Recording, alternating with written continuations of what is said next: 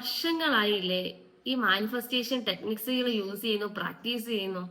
പക്ഷെ എന്തുകൊണ്ടാണ് നമുക്ക് മാത്രം ഈ മാനിഫെസ്റ്റേഷൻ ഒന്നും വർക്ക് ആവാത്തത്? അതിനുള്ള ഉത്തരവാണ് നമ്മൾ ഇന്ന് കണ്ടുപിടിക്കാൻ പോകുന്നത്. ഓക്കെ, നമ്മുടെ ഒരു മനുഷ്യന്റെ ആഗ്രഹത്തിനൊത്ത ജീവിതം നേടാൻ സാധിക്കാത്തത് എന്തുകൊണ്ടാണെന്ന് അറിയാവോ? നമ്മുടെ മനസ്സ് എങ്ങനെ പ്രവർത്തിക്കുന്നു എന്നതിനെ കുറിച്ചുള്ള അറിവില്ലായ്മ കൊണ്ടാണ്. മനസ്സ് എങ്ങനെയാണ് പ്രവർത്തിക്കുന്നത് എന്നതിനെ കുറിച്ചുള്ള കൃത്യമായ അറിവില്ലാത്തത് കൊണ്ടാണ് നമ്മുടെ ഒരു മാനിഫെസ്റ്റേഷൻ ടെക്നിക്സ് ആയാലും പ്രാർത്ഥനയായാലും ഫലിക്കാത്തത്. അപ്പൊ നമുക്ക് ഈ മനസ്സിനെ മൂന്നായിട്ട് തിരിക്കാം. ഒന്ന് കോൺഷ്യസ് മൈൻഡ്, രണ്ട് സബ് കോൺഷ്യസ് മൈൻഡ്, മൂന്ന് ക്രിട്ടിക്കൽ മൈൻഡ്. കോൺഷ്യസ് മൈൻഡ് എന്ന് പറഞ്ഞാൽ ബോധ മനസ്സ്, സബ് കോൺഷ്യസ് മൈൻഡ് എന്ന് പറഞ്ഞാൽ ഉപബോധ മനസ്സ് അല്ലെങ്കിൽ സോള്. ദെൻ മൂന്നാമത്തെയാണ് ക്രിട്ടിക്കൽ മൈൻഡ്, വിമർശന മനസ്സ്. ഇതിനെ കുറിച്ചുള്ള കൃത്യമായ അറിവില്ലാത്തത് കൊണ്ടാണ് നമ്മുടെ മാനിഫെസ്റ്റേഷൻ ഒന്നും നടക്കാത്തത്. ഓക്കെ, ഇനി എന്താണ് കോൺഷ്യസ് മൈൻഡ്? കോൺഷ്യസ് മൈൻഡ് എന്ന് പറഞ്ഞാൽ ബോധ മനസ്സ്. അതായത് നമ്മൾ ചിന്തിക്കുന്ന ഈ ചിന്താ മണ്ഡലത്തെയാണ് നമ്മൾ എന്ത് പറയുന്നത്? കോൺഷ്യസ് മൈൻഡ് എന്ന് പറയുന്നത്. ഇനി ഈ കോൺഷ്യസ് മൈൻഡിന് ഒരു സമയത്ത് കുറച്ച് കാര്യങ്ങൾ മാത്രം ചെയ്യാനുള്ളൊരു പവറേ ഉള്ളൂ. പക്ഷെ ചിന്തകൾ മുഴുവൻ വന്നു പോകുന്ന എവിടെയാണ്? ഈ കോൺഷ്യസ് മൈൻഡിലാണ്.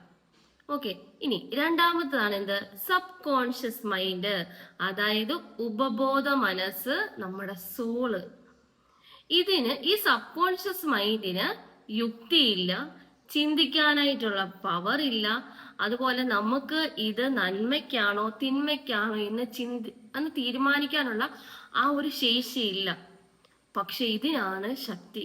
ഇതിലേക്ക് എന്ത് ചെല്ലുന്നോ അത് പോസിറ്റീവോ നെഗറ്റീവോ അത് നമ്മുടെ ലൈഫിൽ ഉറപ്പായിട്ട് നടന്നിരിക്കും. മനസ്സിലാവുന്നുണ്ടോ? പക്ഷെ ഈ സോളില് ഓൾറെഡി സഞ്ചിത കർമ്മവും ഉണ്ട്, അതുപോലെ തന്നെ സോൾ പർപ്പസും ഉണ്ട്. ഇതിനനുസരിച്ച് മാത്രമേ ഈ സോൾ എന്ത് ചെയ്യത്തുള്ളൂ? വർക്ക് ചെയ്യത്തുള്ളൂ. മനസ്സിലായോ? അപ്പൊ ഈ സോളിലേക്ക്, സബ് കോൺഷ്യസ് മൈൻഡിലേക്ക് എന്ത് ഡേറ്റാസ് ചെന്നാലും അത് നമ്മുടെ ലൈഫിൽ അത് അങ്ങനെ തന്നെ നടപ്പിലാക്കും. മനസ്സിലാക്കും. പക്ഷെ ഈ സബ് കോൺഷ്യസ് മൈൻഡ് ആക്ഷൻ എടുക്കണമെങ്കിൽ ആര് തീരുമാനിക്കണം? ഈ മൂന്നാമനായ ക്രിട്ടിക്കൽ മൈൻഡ്. ഇവനാണ് വില്ലൻ.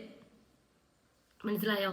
ഈ ക്രിട്ടിക്കൽ മൈൻഡ് അക്സെപ്റ്റ് ചെയ്യുന്ന കാര്യം എങ്ങോട്ടേക്ക് കടത്തിവിടുന്നു? Sub conscious മൈൻഡിലേക്ക് കടത്തിവിടുന്നു. അത് നമ്മുടെ ലൈഫിൽ റിയാലിറ്റി ആയിട്ട് വരുന്നു.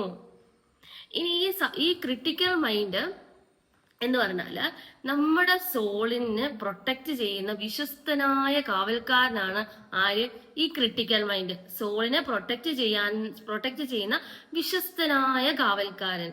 അപ്പം ഇവൻ ഡെവലപ്പ് ആവുന്ന, ഇവൻ സ്ട്രോങ് ആവുന്ന പറഞ്ഞാല് 0 to 10 വയസ്സിന്, അതായത് 0 മുതൽ 10 വയസ്സിനുള്ളിലാണ് ഇവൻ സ്ട്രോങ് ആവുന്നത്. ഈ 0 എന്ന് പറയുന്നത് ഞാൻ പറഞ്ഞു നമ്മുടെ സോളിൽ സഞ്ചിത കർമ്മമായിട്ട് വരുന്നതാ.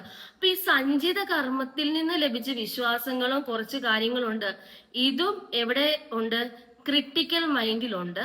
അതുപോലെ തന്നെ നമ്മൾ ജനിച്ച് 10 വയസ്സിനുള്ളിൽ നമുക്ക് ലഭിക്കുന്ന ആ വിശ്വാസങ്ങളും കുറെ അറിവുകളും ഉണ്ട്. ഇത് വെച്ച് ക്രിട്ടിക്കൽ മൈൻഡ് സ്ട്രോങ് ആയി. മനസ്സിലാവുന്നുണ്ടോ? പിന്നെ ഈ ഓരോ വർഷം കഴിയും തോറും ക്രിട്ടിക്കൽ മൈൻഡ് സ്ട്രോങ് ആവുകയാണ്. മനസ്സിലായോ? ക്രിട്ടിക്കൽ മൈൻഡിന്റെ ഒരേ ഒരു ഉദ്ദേശം എന്ന് പറയുന്നത് എന്താണ്? സോളിനെ പ്രൊട്ടക്ട് ചെയ്യുക. സോളിനെ പ്രൊട്ടക്ട് ചെയ്യുക, സോളിലേക്ക് വേണ്ട നിർദ്ദേശങ്ങൾ മാത്രം കടത്തിവിടുക. മനസ്സിലായോ?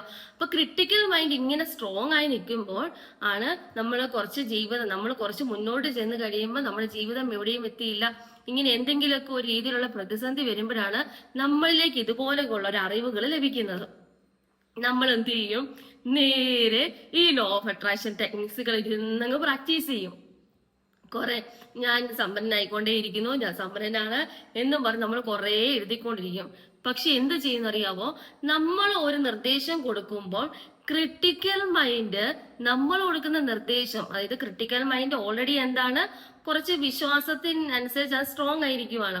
ഇപ്പൊ നമ്മൾ പുതിയതായിട്ടൊരു നിർദ്ദേശം കൊടുക്കുമ്പോൾ ക്രിട്ടിക്കൽ മൈൻഡിനകത്ത് ഓൾറെഡി ഉള്ള ബിലീവ്സുമായിട്ട് ഇത് തമ്മിൽ ചേരാതെ കോൺഫ്ലിക്റ്റ് ആവുമ്പോൾ ആര് റിജക്റ്റ് ചെയ്യും?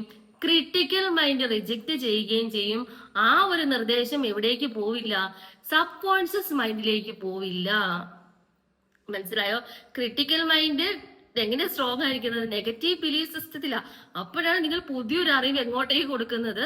ഈ ക്രിട്ടിക്കൽ മൈൻഡിന് കൊടുക്കുന്നത്. അപ്പൊ ക്രിട്ടിക്കൽ മൈൻഡ് അക്സെപ്റ്റ് ചെയ്യോ? ഇല്ല. അവിടെ ഒരു കോൺഫ്ലിക്റ്റ് വരികയും ചെയ്യും. ക്രിട്ടിക്കൽ മൈൻഡ് അതിനെടുത്ത് ഓരെ കളയുകയും ചെയ്യും. നമ്മൾ ഇവിടെ ഇങ്ങനെ ഇരുന്ന് എഴുതിക്കൊണ്ടിരിക്കത്തേ ഉള്ളൂ. നമ്മൾ ആ ഗേറ്റിന് വെളിയിൽ കിടന്ന് കുറെ കോപ്രാന്തങ്ങൾ കാണിക്കും. പക്ഷെ ക്രിട്ടിക്കൽ മൈൻഡ് എന്ത് ചെയ്തില്ല? ആ ഗേറ്റ് ഓപ്പൺ ചെയ്ത് തരത്തില്ല. മനസ്സിലായോ?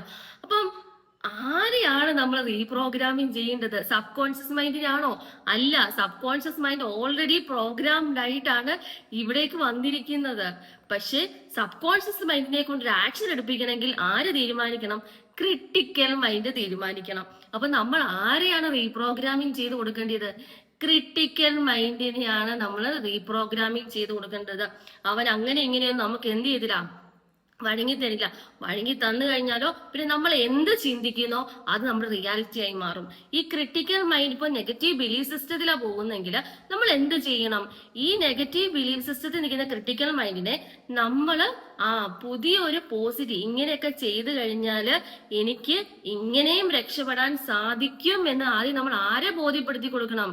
ക്രിട്ടിക്കൽ മൈൻഡിനെ ബോധ്യപ്പെടുത്തി കൊടുക്കണം. ക്രിട്ടിക്കൽ മൈൻഡ് എന്ന കാവൽക്കാരൻ നമുക്ക് അനുകൂലമായിട്ടില്ല എങ്കിൽ നമുക്ക് ഒരിക്കലും നമ്മൾ ആഗ്രഹിക്കുന്ന ഒരു മാനിഫെസ്റ്റേഷനിലേക്ക് ചെന്നെത്താൻ സാധിക്കില്ല.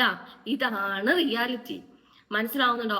അപ്പൊ നമ്മുടെ സബ് കോൺഷ്യസ് മൈൻഡിലേക്ക് ഒരു ഡേറ്റാസിനെ നമുക്ക് പാസ് ചെയ്യണമെങ്കിൽ ആര് വിചാരിക്കണം? ക്രിട്ടിക്കൽ മൈൻഡ് എന്ന് പറയുന്ന കാവൽക്കാരൻ വിചാരിക്കണം. കാരണം അവൻ ഓൾറെഡി നമ്മൾ കുറച്ചു കാര്യം പറഞ്ഞു കൊടുത്തിട്ടുണ്ട്. അതിനനുസരിച്ച് മാത്രം മുന്നോട്ട് പോവാൻ ആ ക്രിട്ടിക്കൽ മൈൻഡിന് സാധിക്കത്തുള്ളൂ. അപ്പൊ നമ്മൾ ആരെ ആദ്യം ബോധ്യപ്പെടുത്തി കൊടുക്കണം? നമ്മുടെ ക്രിട്ടിക്കൽ മൈൻഡിനെ വേണം നമ്മൾ ആദ്യം ബോധ്യപ്പെടുത്തി അവനെ ഒരു പോസിറ്റീവ് നെക്സ്റ്റ് ഒരു ബിലീഫ് സിസ്റ്റം നമ്മൾ ഇവിടെ ഡെവലപ്പ് ചെയ്തെടുക്കണം. ക്രിട്ടിക്കൽ മൈൻഡിൽ നമ്മൾ എന്ത് ചെയ്യണം? ഡെവലപ്പ് ചെയ്തെടുക്കണം. അപ്പൊ എന്ത് ചെയ്യും? അവൻ ഓട്ടോമാറ്റിക് ആയിട്ട് നമ്മൾ കൊടുക്കുന്ന നിർദ്ദേശങ്ങൾ സബ് കോൺഷ്യസിലേക്ക് കൊടുക്കും. അത് വളരെ വേഗം മാനിഫെസ്റ്റ് ചെയ്യും.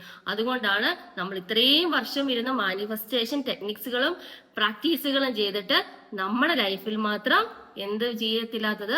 അത് നിവർത്തിയേറാത്തത്. ഇത്രയും നമ്മൾ നമ്മുടെ ക്രിട്ടിക്കൽ മൈൻഡിനെ റീപ്രോഗ്രാമിംഗ് ചെയ്യാത്തത് കൊണ്ടാണ് നമ്മുടെ ലൈഫില് മാനിഫെസ്റ്റേഷൻ ഒന്നും നടക്കാത്തത്. അപ്പം നമ്മുടെ മാനിഫെസ്റ്റേഷന് വില്ലനായിട്ട് നിൽക്കുന്നത് ആരാണ്? Critical mind. അപ്പൊ നമ്മള് സബ് കോൺഷ്യസ് മൈൻഡിനെയാണോ റീപ്രോഗ്രാമിംഗ് ചെയ്യേണ്ടത്? അല്ല. ക്രിട്ടിക്കൽ മൈൻഡിനെയാണ് നമ്മൾ റീപ്രോഗ്രാമിംഗ് ചെയ്യേണ്ടത്. ക്രിട്ടിക്കൽ മൈൻഡ് നമുക്ക് അത്ര പെട്ടെന്നൊന്നും എന്ത് ചെയ്തില്ല, വഴങ്ങിത്തരില്ല. അതിന് അതിൻ്റെതായ സമയമെടുക്കും. അപ്പൊ ക്രിട്ടിക്കൽ മൈൻഡ് എന്നാണോ നമ്മുടെ ട്രാക്കിലേക്ക് വരുന്നത് അവൻ അപ്പോൾ ആ ഗേറ്റ് ഓപ്പൺ ചെയ്ത് കൊടുക്കും. നമ്മൾ ആഗ്രഹിക്കുന്ന മാനിഫെസ്റ്റേഷൻ നമ്മുടെ ലൈഫിൽ നടക്കുകയും ചെയ്യും. അപ്പൊ നമ്മള് ക്രിട്ടിക്കൽ മൈൻഡിനെ വേണം ഇന്ന് മുതൽ റീപ്രോഗ്രാമിംഗ് ചെയ്യാൻ.